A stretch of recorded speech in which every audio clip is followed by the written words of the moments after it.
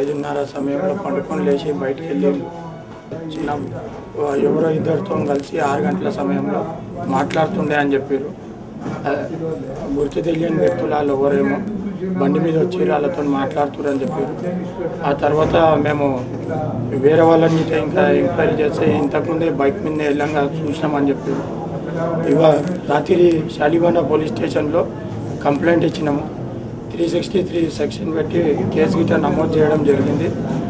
అదేవిధంగా ఈరోజు పొద్దుగాల ఇక్కడనే పక్కనే మా ఇంటికి కొద్ది దూరంలో 2 మహిళలు మా కొడుకుని సికింద్రాబాద్ రైల్వే స్టేషన్లో చూసినాము అని చెప్తారు.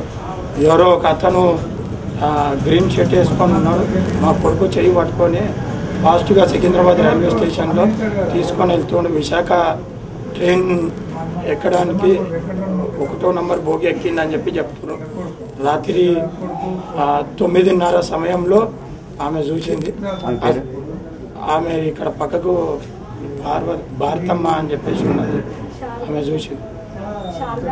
శారద అనే కోడలు భారతమ్మ ఇద్దరు చూసారు. కోడలేమో రాజమండ్రి వెళ్ళడానికి 9:45 ట్రైన్ ఎక్కుతుండే. అక్కడ వీడియో ఫుటేజీలు చూస్తూ ఐడెంటిఫై చేయడానికి ప్రయత్నం చేస్తుంది.